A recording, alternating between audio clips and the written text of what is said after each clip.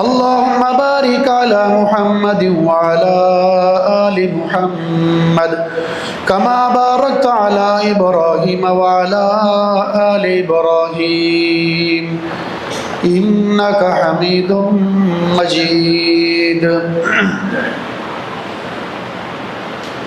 قال الله تبارك وتعالى في كلامه المجيد: فأعوذ بالله السميع العليم من الشيطان الرجيم من همزه ونفخه ونفسه.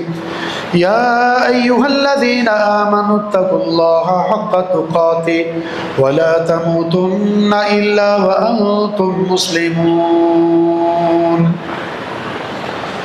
يا أيها الناس اتقوا ربكم الذي خلقكم من نفس واحدة وخلق منها زوجها وبث منهما رجالا كثيرا ونساء واتقوا الله الذي تساءلون به والأرحام إن الله كان عليكم رقيبا.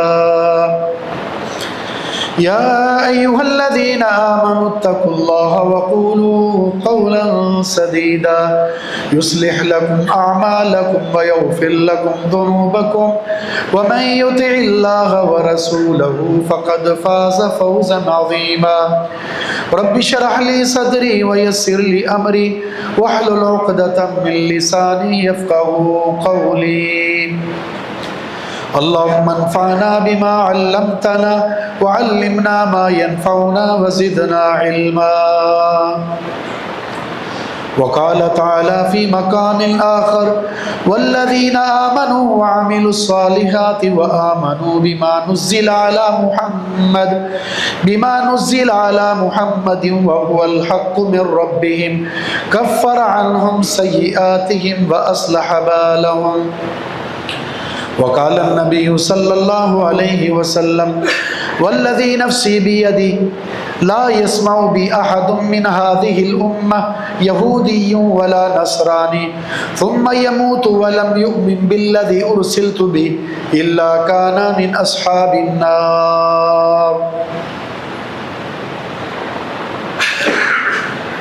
وقال النبي صلى الله عليه وسلم: لي 5 أسماء أنا محمد وأحمد والماہی والحاشر والعاقب. پیارے پیغمبر علیہ الصلاۃ والسلام کی عظمت، آپ کی شان، آپ کا مقام، آپ کی افضلیت کو جاننے پہچاننے کے مختلف زاویے ہیں. ان زاویوں میں سے ایک زاویہ، ایک طریقہ، ایک اصل جو کتاب و سنت سے منسوس ہے، اس زاویے سے بہت سارے پہلو میں سے کسی ایک پہلو کو آپ کے سامنے رکھتے ہیں.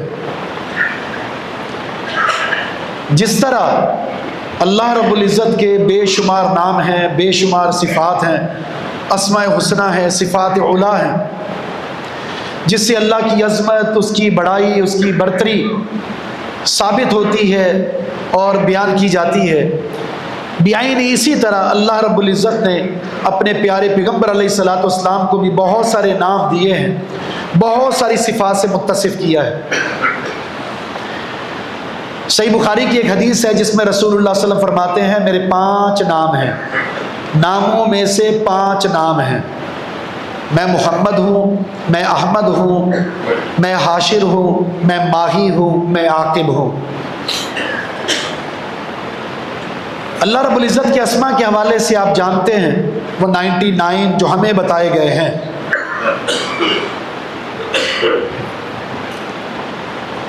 دوسری طرف آپ کے پاس قرآن کریم ہوتا ہے، آپ اسے اٹھاتے ہیں، ایک طرف اللہ کی صفات 99 لکھی ہوئی ہوتی ہیں اور دوسری طرف رسول اللہ صلی اللہ علیہ وسلم کے اسماء اور آپ کی صفات 99 لکھی ہوتی ہیں،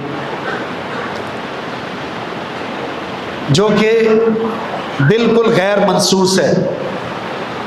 کسی بھی صحیح حدیث میں اور قرآن کریم کی کسی بھی مقام پر یا پورے قرآن میں وہ 99 صفات جو رسول کریم صلی اللہ علیہ وسلم کی لکھی ہوئی ہوتی ہیں قرآن کی دوسری سائٹ پر، اللہ کے اسماء اور صفات کے تقابل میں وہ ثابت نہیں ہیں۔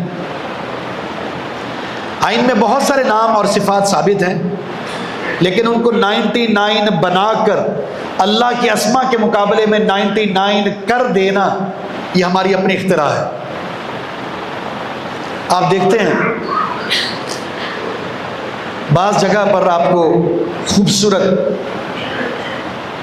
پینافلیکس میں یا پھر گھروں کے دیواروں پر ایسے خوبصورت جو پینافلیکس کہہ لیں یا بورڈ لگے ہوئے نظر آتے ہیں جہاں لکھا ہوا ہوتا ہے یا اللہ یا محمد، اللہ محمد۔ یہ ایک مائنڈ سیٹ ہے، ایک فکر ہے، ایک عقیدہ اور نظریہ ہے، اور وہ یہ ہے کہ محمد صلی اللہ علیہ وسلم نور من نور اللہ ہے، اللہ کی ذات کا حصہ ہے۔ اور بعض ایسے افراد ہیں جو گمراہ کن عقائد رکھتے ہیں اور وہ اس نظریے کو بیان کرتے ہیں خالق اور مخلوق میں کوئی فرق نہیں ہے، تو اس فرق کو یوں ظاہر کیا جا رہا ہے 99 اللہ محمد، یا اللہ یا محمد، جو بالکل منہج سلف، منہج صحابہ، منہج محدثین، منہج اہل السنہ والجماعہ اس کے بالکل خلاف ہے۔ رسول اللہ صلی اللہ علیہ وسلم کے مبارک نام ہیں، آپ کی صفات ہیں، بے شمار ہیں، اہل علم نے ذکر کی ہیں، کسی نے 40 ذکر کی ہیں، کسی نے 45، کسی نے 50، اور وہ کتاب و سنت کے نصوص کی روشنی میں ہیں۔ لہذا جو شریعت میں ثابت ہے وہ کریں، جو ثابت نہیں ہے اس سے بچیں، کیونکہ شریعت ان دو چیزوں کا نام ہے، وما آتاکم الرسول فخذوہ وما نہاکم عنہ فانتہوا، جو رسول دے دیں اسے لے لو، جس سے روک دیں اس سے رک جاؤ، اور جس پر شریعت خاموش ہے خاموشی اختیار کر لیں، اسی میں کامیابی ہے۔ تجاوز نہیں، نہ پیچھے ہٹنا ہے نہ آگے بڑھنا ہے۔ اور اس شریعت پر چلتے وقت کتاب و سنت کے ادلہ منہج سلف کی روشنی میں اپنے سامنے رکھنے ہیں، آپ کی عقل تسلیم کرے یا نہ کرے، کوئی اس پر چلتا ہے یا نہیں چلتا۔ رسول اللہ صلی اللہ علیہ وسلم کے بے شمار ناموں میں سے اس حدیث کی روشنی میں آپ نے 5 نام ذکر کیے ہیں معروف ناموں میں سے۔ آپ صلی اللہ علیہ وسلم نے فرمایا میرے 5 نام ہیں، ان میں سے چند نام آپ نے بیان کیے، متعدد احادیث میں کسی میں آپ نے مزید نام کا اضافہ کیا۔ آپ نے فرمایا انا محمد، میں محمد ہوں صلی اللہ علیہ وسلم۔ ہم اس میں محمد صلی اللہ علیہ وسلم کا آج تذکرہ کرتے ہیں۔ اللہ رب العزت نے اس نام میں آپ کا کیا مقام رکھا ہے، اور اس میں محمد کا ذکر قرآن کریم میں اللہ رب العزت نے کہاں کیا ہے، اور اس میں محمد کا ذکر کر کے کیا دستور، کیا قانون، کیا اصول، کیا عقیدہ، کیا عقیدت، کیا منہج سمجھایا ہے، آپ کی عظمت کا اندازہ ہوگا۔ آپ کا یہ جو نام ہے آپ کے اہل خانہ نے رکھا، گھر والوں نے رکھا، اور اس نام سے پہلے ایسا نام نہ کبھی تاریخ میں پڑھا گیا، نہ سنا گیا، نہ دیکھا گیا، بالخصوص تاریخ عرب میں۔ محمد صلی اللہ علیہ وسلم، جس کا مطلب کیا ہے؟ تعریف کیا ہوا۔ اس اسم محمد میں ایک ایسی مٹھاس ہے، ایک ایسی لذت ہے، ایک ایسا سرور ہے کہ آج بھی آپ عرب معاشرے میں چلے جائیں، اگر کوئی کسی کو مخاطب کرتا ہے اور اسے اس کا نام معلوم نہ ہو تو محبت بھرے انداز سے مخاطب کرنے کے لیے جس نام کا انتخاب کرتا ہے وہ بھی محمد ہے۔ یا محمد اسم قولی تعال الیہ، ہم بھی کسی کو مخاطب کرتے ہیں، نام معلوم ہوتا ہے لیکن اس نام کو بگاڑ کر، یہ ہمارے معاشرے کے بگاڑ پن اور اخلاقی پستی کا ہی عالم ہے۔ اتنا پیارا نام جس کی نسبت اللہ کی طرف ہو رہی ہوتی ہے، اس نام کو بگاڑ دیتے ہیں، اور وہاں نام معلوم نہیں ہے لیکن انداز دیکھ کے پکارنے کا، ایسا نام جس سے محبت جھلکتی ہے۔ اور محمد کا مطلب قابل تعریف، یعنی اپنا ہو یا دشمن، یہ وہ شخصیت ہے کائنات کی جو ہر ایک کے ہاں قابل تعریف ہے۔ آج بھی دنیا میں چاہے وہ گزر چکی، موجود ہے یا آئے گی، اگر اس کی عقل میں فطور نہیں، یعنی وہ مجنون نہیں ہے، پاگل نہیں ہے، نشے میں نہیں ہے، سمجھداری رکھتا ہے، ہوش و حواس میں، وہ محمد الرسول اللہ صلی اللہ علیہ وسلم کی تعریف کیے بغیر گزر ہی نہیں سکتا۔ تاریخ میں اگر اس نے کسی معروف شخصیات کا ذکر کرنا ہے، اس نے ان کی سیرت کو بیان کرنا ہے، دنیا کے اندر اس کے کارناموں کو بیان کرنا ہے، اس فہرست میں جب تک ذکر محمد نہیں ہوگا وہ تاریخ نامکمل ہے، چاہے وہ مسلمان لکھ لے، چاہے وہ مغرب کا رہنے والا ہے کافر لکھ لے۔ اور پھر پیارے پیغمبر علیہ الصلوۃ والسلام فرماتے ہیں کیف یصرف اللہ عنی شتم قریش یسبون مذمما وانا محمد۔ سبحان اللہ، اللہ رب العزت نے قریش کی گالیوں کو مجھ سے کیسے پھیر دیا، کیسے پھیر دیا۔ وہ مجھے برا بلا کہنے کے لیے جس لفظ کا انتخاب کرتے ہیں وہ مذمم، میرے نام کو بگاڑ کر کیا کہتے ہیں؟ مذمم، جبکہ اللہ نے مجھے بنایا ہی محمد ہے، اور محمد کبھی مذمم ہو ہی نہیں سکتا۔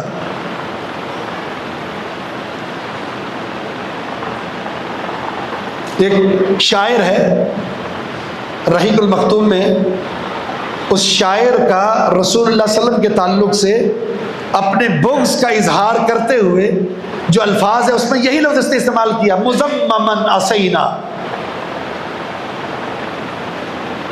امرہ ابینا ودینہ قلینا۔ کیا مذمم کی نافرمانی کرتے ہیں، اس کے دین کا انکار کرتے ہیں اور اس کی شریعت کا انکار کرتے ہیں۔ اس طرح اپنے اشعار میں مذمم کے الفاظ استعمال کرتے تھے۔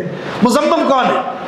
مذمم ہوگا جو مذمم ہوگا، محمد تو مذمم نہیں ہو سکتا، محمد تو ہر ایک کے نزدیک قابل تعریف ہے صلی اللہ علیہ وسلم۔ جس سے ایک بات سمجھ آتی ہے، اگر کوئی آپ کی طرف کسی بات کی نسبت کرتا ہے، وہ چیز آپ نے ہے ہی نہیں، آپ نے وہ چیز کی نہیں ہے، تو آپ کو اس حوالے سے بے فکر رہنا چاہیے کہ جو مرضی الفاظ ادا کر لے، بدگمانیاں پیدا کر لے، جب آپ ایسے ہے ہی نہیں تو پریشانی کی بات کیا ہے؟ جب آپ مذمم ہے ہی نہیں تو پریشانی کی بات کیا ہے؟ مذمم خود ہیں جو کہتے رہیں، فرشتے ان کو جواب دے رہے ہیں۔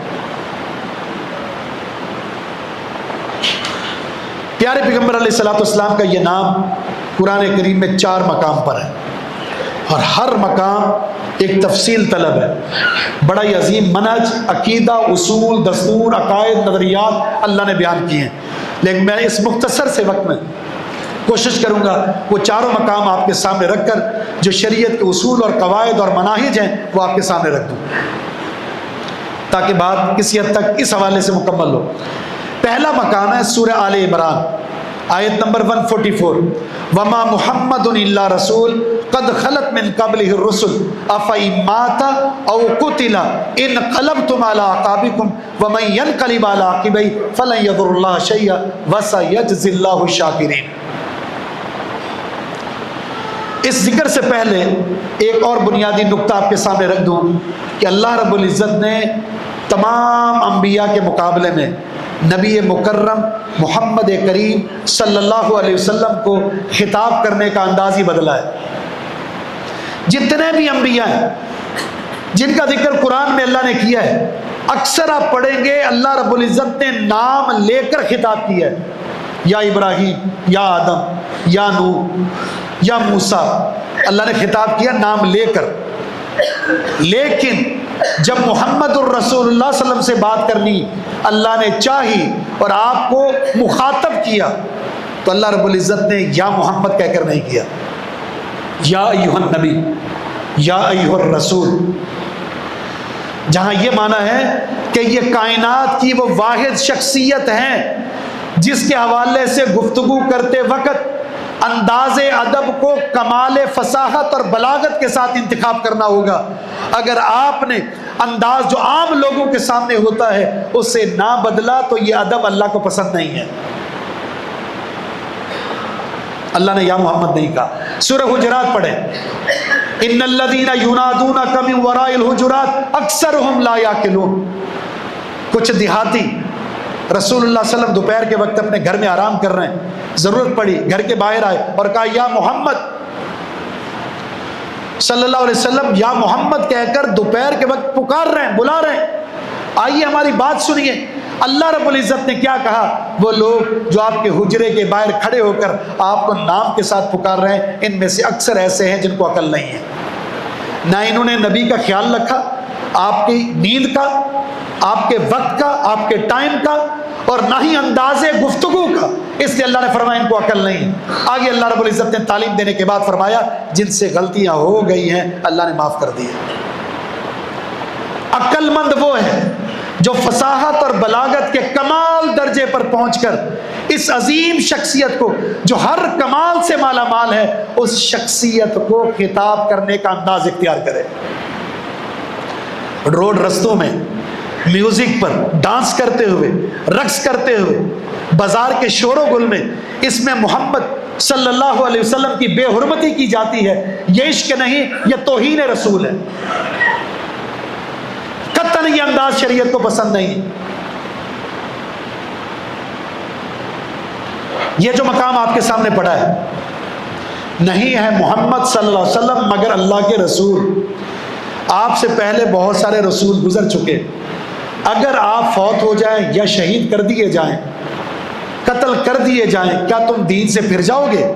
اور جو دین سے پھر گیا یاد رکھے وہ اللہ کو نقصان نہیں دے سکتا، جو دین پر قائم رہا ایسے شاکرین کی اللہ کے یہاں بڑی قدر ہے۔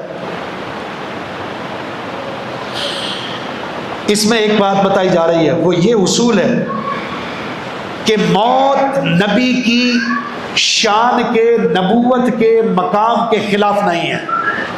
منصب نبوت اور نبی کا وفات پا جانا، قتل کر دیا جانا، یہ دو متضاد چیزیں نہیں ہیں۔ کیوں؟ اس لیے کہ اللہ کے سوا ہر ایک کے لیے فنا ہے۔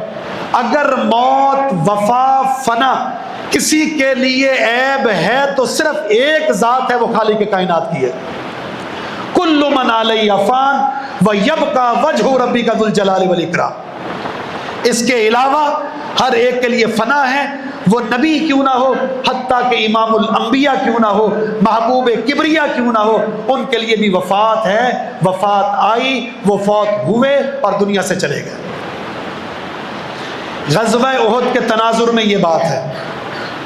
غزوہ احد میں شیطان کی طرف سے افواہ پھیلا دی گئی، جب دشمن کا حملہ ہوا پلٹ کر صحابہ اکرام شہید ہوئے، زخمی ہوئے، اور اس دوران بزدلی کو پیدا کرنے کے لیے یہ اعلان کر دیا گیا محمد صلی اللہ علیہ وسلم شہید کر دیے گئے، قتل کر دیے گئے۔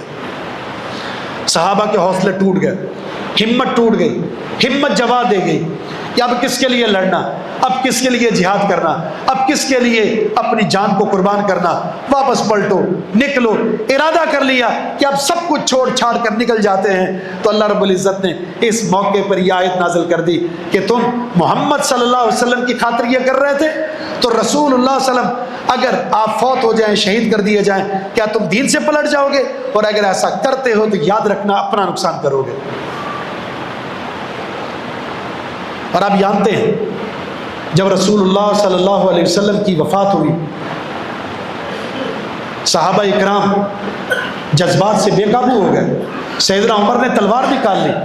اگر کوئی یہ کہے گا رسول اللہ صلی اللہ علیہ وسلم شہید کر دیے گئے، آپ قتل کر دیے گئے، آپ وفات پا گئے، دنیا میں نہیں ہے، میں اس کے سر کو جدا کر دوں، اس کے تن سے جدا کر دوں۔ تلوار ہاتھ میں، ابو بکر صدیق رضی اللہ تعالیٰ پہنچتے ہیں اللہ کے رسول صلی اللہ علیہ وسلم کے پاس، چادر اتاری، پیشانی پر بوسہ لیا اور سیدھا مسجد میں آئے، منبر کے پاس کھڑے ہو کر خطبہ اشار فرمایا۔ اس خطبے میں جس آیت کو پڑھا وہ یہ آیت تھی، وما محمد الا رسول قد خلت من قبل الرسل۔ جب یہ آیت مکمل کی تو ہر صحابی کی زبان پر یہی آیت جاری ہو گئی۔ ہر کوئی صحابی یہ آیت پڑھ رہا تھا، یوں لگ رہا تھا جس طرح یہ آیت ابھی اتری ہے، کیونکہ میچ کر گئی۔ اس میں رسول اللہ کی وفات کا ذکر اور رسول اللہ صلی اللہ علیہ وسلم دنیا سے رخصت ہو چکے ہیں۔ سیدنا عمر کی ہاتھ سے تلوار گری، زمین پر بیٹھ گئے، فرمایا اب مجھے یقین آ گیا کہ رسول اللہ صلی اللہ علیہ وسلم ہمارے بیچ میں نہیں رہے۔ وہ حیاتی فرقہ جو کہتا ہے کہ رسول اللہ صلی اللہ علیہ وسلم ابھی زندہ ہیں، دنیاوی حیات ہے، بیویوں سے تعلقات بھی کرتے ہیں، ملتے بھی ہیں، ہم میں سے ہر شخص کو دیکھ بھی رہے ہیں، حاضر اور ناظر ہیں، ساری ڈیوٹیاں ویسے ہی دے رہے ہیں، کیونکہ قیامت تک کے لیے نبی ہیں تو وہ موجود رہیں گے۔ شہید جو بنایا گیا، آپ کو گواہ جو بنایا گیا، یہ ان آیات کے خلاف ہے، بلکہ یہ محبت رسول نہیں، یہ توہین رسول ہے، کہ رسول اللہ صلی اللہ علیہ وسلم اپنے عظیم منصب پر، عظیم مقام پر، اللہ کی نعمتوں پر تب پہنچیں گے جب اس دنیا سے رخصت ہوں گے۔ یہاں سے رخصت ہوئے، اللہ رب العزت کے اعزازات سے مالا مال ہو رہے ہیں۔ اللہم بالرفیق الاعلیٰ، اللہم بالرفیق الاعلیٰ، اللہم بالرفیق الاعلیٰ کا انکار ہے۔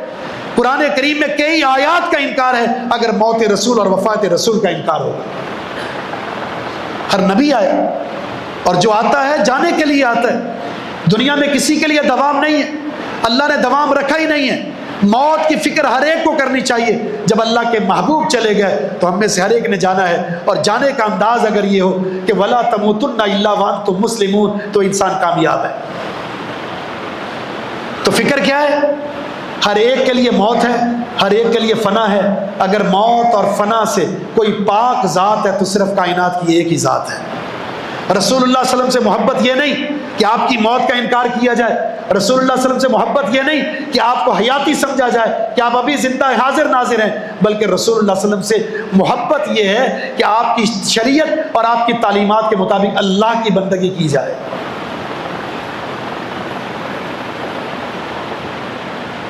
دوسرا مقام سورہ احزاب آیت نمبر 40، ما کان محمد ابا احد من رجالکم ولکن رسول اللہ وخاتم النبیین وکان اللہ بکل شیء علیما۔ بڑے عظیم اصول ہے۔ نہیں ہے محمد صلی اللہ علیہ وسلم تم میں سے کسی مرد کے باپ، البتہ وہ اللہ کے رسول ہیں اور خاتم النبیین ہیں، اور اللہ ہر چیز کو جاننے والا ہے۔ دور جاہلیت میں اور اسلام کے ابتدائی ایام میں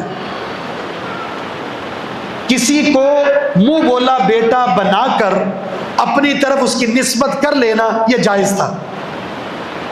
اڈاپٹ کر لیا جاتا ہے، لے پالک ہے، اور آپ اس کو اپنا نام دے دیتے ہیں۔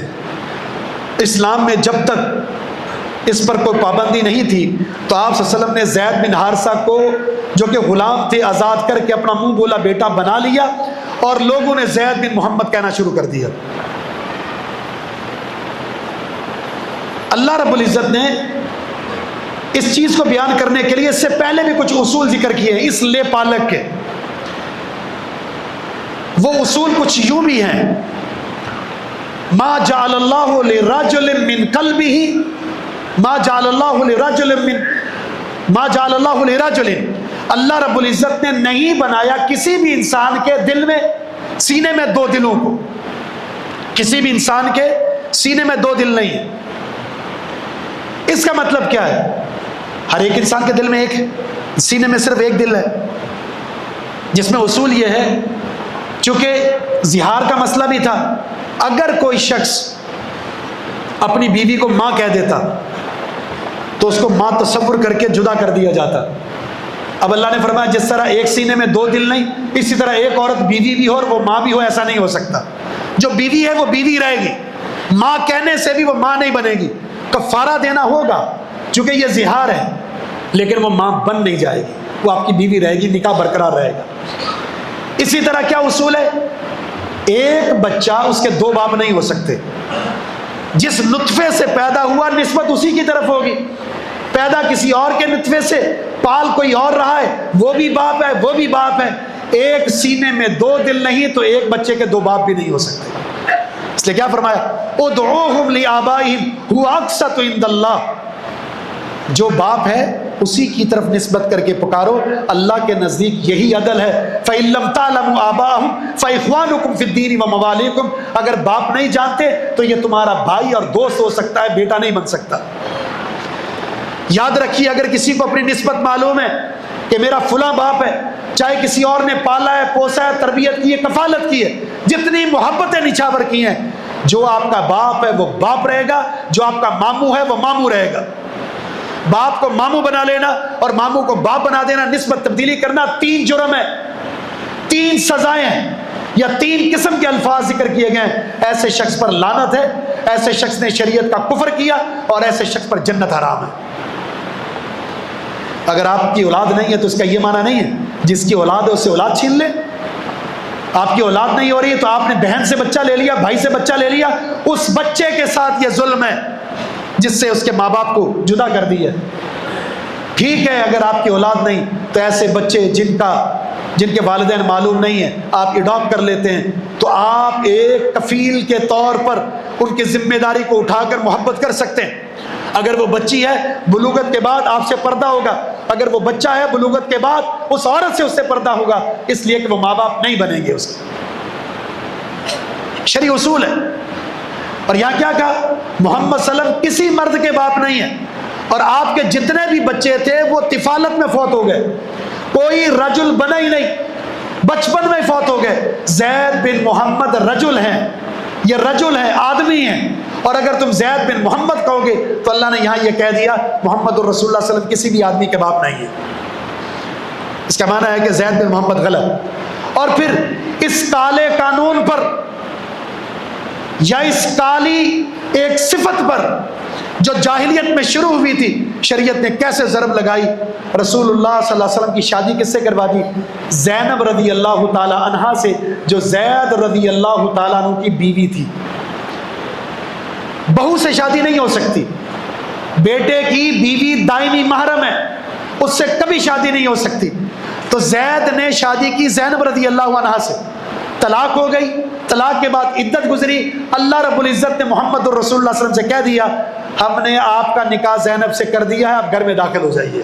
آسمانوں پر نکاح ہو گیا.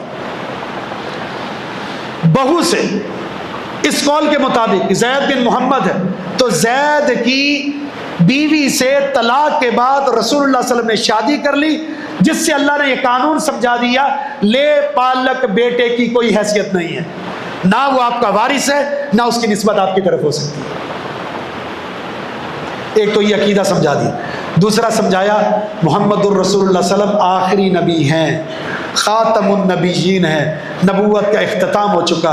اب آپ نے ایک بات اور سمجھا دی, میری امت میں 30 دجال کذاب آئیں گے جو نبوت کا دعویٰ کریں گے. یاد رکھنا میرے بعد کوئی نبی نہیں, یہ جھوٹے ہیں, فراڈیے ہیں, ملعون ہیں, یہ دجال ہیں جن سے اپنے آپ کو بچانا ہوگا. ایک دجال ہمارے ملک میں بھی ظاہر ہوا جس کو مرزا غلام احمد قادیانی کہتے ہیں. یہ مرتد ہے, ارتداد اقلیت کی طرف نہیں لے کر جاتا کہ آپ اس کا تحفظ کریں, اس کی عبادت گاہوں کا تحفظ کریں. مرتد کی سزا قتل ہوتی ہے, جس کا اہتمام شریعت کے قانون میں موجود ہے اور حاکم وقت کو اس پر عمل کرنا ہوتا ہے. ان کو تحفظ دینا, ان کی عبادت گاہوں کو بنانا, اس کی حفاظت کرنا, پھر ان کو اسلامی نام دینا, قبرستانوں کو اسلامی نام دینا, یہ اسلام کے حقائق کا جنازہ ہے. اور مذہبی اسکالر, جس کو مذہبی اسکالر کہتے ہیں, میں کہتا ہوں مذہبی گنڈے, یہ جاوید غامدی انکار حدیث کا خطرناک فتنہ جو زہر اگلتا ہے, وہ آیات اور حدیث جو موافقت رکھتے ہیں ان حدیث کا حوالہ دے دیا جاتا ہے جو اس کی کھوپڑی میں نہیں آتی, یا قرآن کریم کسی آیت کے خلاف سمجھ کر اس کا انکار کر دیا جاتا ہے. وہ ان قادیانیوں کا دفاع کرتے ہوئے نظر آتا ہے. کبھی مرزا جہلمی اس کا دفاع کرتا ہوا نظر آتا ہے, ان کے معاملات کو ہلکا کرتا ہوا نظر آتا ہے. اور پھر یہ سیاسی پارٹیاں اپنے اپنے مفادات کے لیے کبھی ان کے پاس جھکی ہوئی ہوتی ہیں, جن کے لیے ایک مسلمان لڑتا پھرتا مرتا ہوا نظر آ رہا ہوتا ہے, جبکہ ان کو ووٹوں کے لیے نوٹ بچھا کر ان کی غلامی کرنی پڑ جائے تو بھی ان کی غلامی کرتے ہوئے نظر آتے ہیں, ان کے حق میں آوازیں بلند کرتے ہوئے نظر آتے ہیں. کبھی رافضیوں کی, کبھی ناسبیوں کی, اور کبھی جہلمیوں کی, اور کبھی مرزائیوں کی. کیوں؟ انہیں صرف ووٹ چاہیے ہوتے ہیں. عیسائیوں کے پاس جا کر عیسائی بن جائیں گے, ہندو کے پاس جا کر ہندو بن جائیں گے, مرزائیوں کے پاس جا کے مرزائی بن جائیں گے, اور ہمیں چورن بیچیں گے دین اسلام کا. ہمیں اپنی عقل استعمال کرنی. ہم پابند ہیں شریعت کے, ہم پابند ہیں کتاب و سنت کے. ہمیں غلامی اختیار کرنی ہے محمد الرسول اللہ صلی اللہ علیہ وسلم کی. جو اس کے مطابق چلتا ہے ہماری سر آنکھوں پر, اگر اس کے خلاف چلتا ہے تو ہمارے نزدیک اس کی کوئی حیثیت نہیں ہے. ختم نبوت کا مطلب کیا ہے؟ ختم نبوت کا مطلب یہ ہے اب رسول اللہ صلی اللہ علیہ وسلم کی بات حرف آخر ہے, کوئی شرط نہیں, بغیر شرط. دنیا قربان ہوتی ہے, قربان کر دیں, کیونکہ جس پر رسول اللہ کی مہر ہوگی وہ دستور قبول ہے, جس پر رسول اللہ کی مہر نہیں ہے اس کی کوئی حیثیت نہیں. وہ باپ دادا کا ہے، وہ دنیا میں اکثر لوگوں کا ہے، فلاں حنفی کا ہے، فلاں شافی کا ہے، فلاں مالکی کا ہے۔ اللہ کے ہاں ان میں سے کوئی اسٹیمپ قبول نہیں ہوگی۔ ختم نبوت کی مہر ہے تو وہ عمل قبول ہے، مہر نہیں ہے تو آپ کا وہ عمل مسترد ہے۔ ہاں، آپ صلی اللہ علیہ وسلم نے مثال دی ہے، صحیح بخاری کی حدیث، میری مثال اور انبیاء کی مثال ایسے ہی جس طرح خوبصورت گھر ہے، لوگ آتے ہیں محل کو دیکھ کر ششتر رہ جاتے ہیں، اتنا خوبصورت محل، کاش یہ ایک اینٹ جو خالی ہے اگر یہ ایک اینٹ لگ جاتی اس گھر کا حسن و جمال دوبالا ہو جاتا۔ آپ صلی اللہ علیہ وسلم نے فرمایا انا اللہ بینا، وہ اینٹ میں ہوں جس نے انبیاء کے محل کو خوبصورت کر دیا۔ لا نبی بعدی، اب میرے بعد نبی نہیں، ہاں لو کان بعدی نبی لکان عمر، اگر میرے بعد اللہ نے کسی کو منصب نبوت پر فائز کرنا ہوتا تو یہ صفات میں سیدنا عمر میں دیکھتا ہوں، اللہ اس امت میں اس کو نبی بناتا، لیکن نبوت نہیں۔ تیسرا مقام سورہ محمد، سورت کا نام بھی محمد ہے، دوسری آیت والذین آمنوا وعملوا الصالحات وآمنوا بما نزل علی محمد وهو الحق من ربهم کفر عنہم سیئاتہم واصلح بالہم، وہ لوگ جو ایمان لائے اور عمل صالح کرتے ہیں اور ایمان لاتے ہیں اس چیز پر جو اللہ نے محمد صلی اللہ علیہ وسلم پر اتاری ہے، یہی حق ہے، اللہ ان کے گناہوں کو مٹا کر ان کے اعمال کی اصلاح فرما دے گا۔ اس میں کس عقیدے کا نظریہ ہے؟ وحدت ادیان کا۔ آپ نے یہ سنا ہے کہ ایک معاہدہ جو اسی نہج کی طرف لے کر آتا ہے، ابراہیم اکارڈ معاہدہ، دین ابراہیم کے نام پر کچھ لوگوں کو جمع کر کے دین ابراہیم کے طرف نسبت کرتے ہوئے ایک معاہدہ تعمیر کرتے ہیں جس میں سارے لوگ ایسے دستور پر عمل کریں گے جو مشترکہ ہے۔ وحدت ادیان جس کے ہمارے معاشرے میں علمبردار موجود ہیں، ایسے دائی موجود ہیں جو وحدت ادیان کی فکر پیش کرتے ہیں، جیسے یہ کچھ غامدی قسم کے ذہنیت کے حامل انکار حدیث کے فتنے موجود ہیں۔ انہی کے بارے میں کہا ہے کہ جو دین یہ بیچ رہے ہیں ہمیں اس پر کوئی اعتراض نہیں ہے۔ اللہ نے یہاں کیا کہا؟ جو ایمان لایا عمل صالح کیے، کسی بھی شریعت کو ماننے والا ہے، لیکن اس کے بعد فرمایا پھر وہ ایمان لایا کس پر؟ جو محمد صلی اللہ علیہ وسلم پر نازل ہوا، یہی حق ہے، تو اللہ گناہ معاف کر دے گا۔ صحیح مسلم میں اس کی وضاحت ہے۔ رسول اللہ صلی اللہ علیہ وسلم کا فرمان ہے، قسم ہے اس ذات کی جس کے ہاتھ میں میری جان ہے، جو میری آمد کا سن لے، یہودی ہے، عیسائی ہے، پھر وہ مر جاتا ہے، مجھ پر ایمان نہیں لاتا، میری شریعت پر ایمان نہیں لاتا، مر گیا، کان من اصحاب النار، تو وہ جہنم میں جائے گا، وہ جہنم میں جائے گا۔ کتنا بڑا یہودی عالم کیوں نہ ہو، عیسائی عالم کیوں نہ ہو، جب تک شریعت محمدی کی اتباع نہیں ہو جاتی جنت کا راستہ بند ہے۔ کیا خوبصورت بات کی آپ نے، لو کان موسیٰ حیا ما وسع الا اتباعی، اگر موسیٰ بھی زندہ ہو کر آ جائیں میری موجودگی میں، جب تک محمد الرسول اللہ صلی اللہ علیہ وسلم پر ایمان نہیں لائیں گے، اتباع نہیں کریں گے، ان کے لیے بھی نجات کی کوئی گنجائش نہیں ہے۔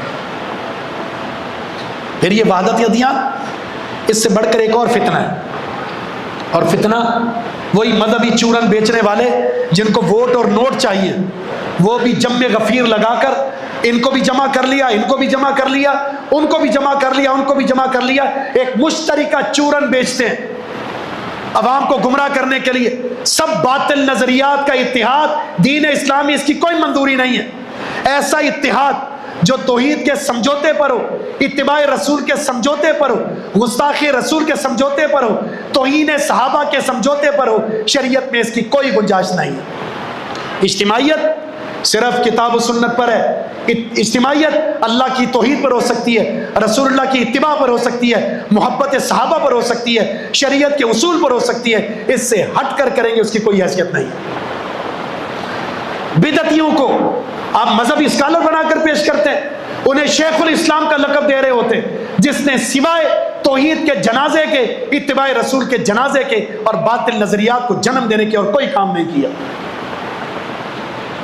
پھر عوام بھیڑ بکریوں کی طرح ہمیں سمجھ لیا گیا ہے کہ سوشل میڈیا پر جو ڈالیں گے وہ سنیں گے، اور ہر ایک کے ہاتھ میں موبائل ہے، اسے بصیرت ہے یا نہیں، کوئی کلپ سنا اس نے، چاہے اس میں بدعت اور بدعقیدگی کا چورن بیچا جا رہا ہو، اس نے سنا، اسٹیٹس لگایا، آگر شیئر کر دیا، اور گمراہیوں کو یہ پھیلاتے چلے جا رہے ہیں۔ بصیرت اور بصارت، فہم، عقل، شعور وحی کی روشنی میں آپ کو حاصل ہوگا، اس کا تمسک کیجئے۔ کتاب و سنت جو محمد صلی اللہ علیہ وسلم پر اللہ نے نازل کیا ہے، یہی حق ہے، اسی کی اتباع میں کامیابی ہے۔ چوتھا مقام سورہ حجرات کی آخری آیت، محمد الرسول اللہ والذین معہ اشداء علی الکفار رحماء بینہم، یہ بھی اسلام کا ایک عظیم پلر ہے۔ محمد الرسول اللہ صلی اللہ علیہ وسلم اور وہ لوگ جو آپ کے ساتھ ایمان لائے آپس میں بڑے رحم دل ہیں اور دشمنوں کے خلاف بڑے سخت ہیں۔ محبت صحابہ، رسول اللہ صلی اللہ علیہ وسلم کے ذکر کے ساتھ ایمان صحابہ، محبت صحابہ، رحمت صحابہ کا ذکر ہے۔ اللہ کے رسول اور صحابہ اکرام آپس میں بڑی سچی محبت کرنے والے، ایک دوسرے پر جان دینے والے، ایک دوسرے کا احترام کرنے والے، لیکن یہ سب دشمن کے خلاف بڑے سخت ہیں۔ اس کا معنی کیا ہے؟ اللہ نے یہاں یہ بتا دیا، رسول اللہ صلی اللہ علیہ وسلم کے ذکر کے ساتھ صحابہ کا ذکر کر کے، جو ذکر سابقہ کتابوں میں موجود ہے، اگر نجات چاہتے ہو تو منہج صحابہ کے بغیر ممکن نہیں ہے۔ جو منہج صحابہ کو قبول نہیں کرتا یا صحابہ کو قبول نہیں کرتا، ہم اسے قبول نہیں کر سکتے، ہم اس سے محبت نہیں کر سکتے، اس لیے کہ صحابہ کے دشمنوں سے محبت کا معنی ہے کہ محمد الرسول اللہ صلی اللہ علیہ وسلم کے محبوب سے دشمنی۔ اور آپ کے محبوب کون ہیں؟ صحابہ۔ لا تسبوا اصحابی، میرے صحابہ کو برا بھلا مت کہنا۔ کیا اوقات ہے آج کے غلیظ انسان کے پاس جس کے اپنے حلالی ہونے کے بارے میں کوئی ثبوت نہیں ہے، وہ زبان اٹھا کر صحابہ اکرام کے بارے میں دراز کرے کہ وہ برے تھے، وہ مرتد تھے، وہ کافر ہو گئے تھے، جنہوں نے اپنی جانیں قربان کر دی، اپنا وطن قربان کر دیا، مال قربان کر دیا، خاندان کو چھوڑ دیا، زخم کھائے، شہید ہوئے، اپنے اولاد کے ساتھ مقابلہ کیا، والدین کے ساتھ مقابلہ کیا، باپ کو قتل کیا، بھائی کو قتل کیا، صرف ایک اللہ اس کے رسول کی محبت کی خاطر تم کہتے ہو کہ انہوں نے ایمان کو چھوڑ دیا تھا، وہ مرتد ہو گئے تھے۔ تیرے پاس ایمان کی الف ہے؟ تو آپ صلی اللہ علیہ وسلم سے محبت اس آیت میں صحابہ کی محبت کے ساتھ جوڑ دی گئی ہے۔ دشمن سے وہ نفرت کرتے تھے اور دشمن صحابہ سے نفرت کرتا ہے، اور جو صحابہ سے دشمنی کرے اس سے ہماری دشمنی ہے۔ ہم صرف کتاب و سنت کے مطیع اور فرما بردار ہیں، اللہ اور اس کے رسول کے احکامات کے تابع ہیں۔ یہ چار مقام اللہ کے رسول کے ذکر کے ساتھ، رسول اللہ صلی اللہ علیہ وسلم کے اسم مبارک کے ساتھ اللہ رب العزت نے ذکر کر کے یہ اصول سمجھا دیا، اللہ کی توحید، اللہ کا مقام، رسول اللہ کا مقام۔ دوسرے مقام پر کیا سمجھایا؟ رسول اللہ صلی اللہ علیہ وسلم کے تعلق سے محبت، الفت اور آپ کی فضیلت اور شان کیا ہونی چاہیے۔ تیسرا جو آپ شریعت لے کر آئیں اس کے بارے میں اصول اور منہج اور عقیدہ کیا ہونا چاہیے، اور چوتھا جو صحابہ اکرام ہیں ان کے بارے میں آپ کا منہج اور نظریہ کیا ہونا چاہیے۔ اللہ رب العزت سے دعا ہے کہ رسول اللہ صلی اللہ علیہ وسلم کی عظمت، شان، مقام، رفت، منزلت، اسماء اور صفات میں جو اللہ رب العزت نے آپ کی سیرت اور صورت رکھی ہے اس کو جان کر، پہچان کر، سمجھ کر اپنانے کے اللہ میں توفیق عطا فرما دے۔ وما توفیق الا باللہ، وآخر دعوانا الحمد للہ رب العالمین۔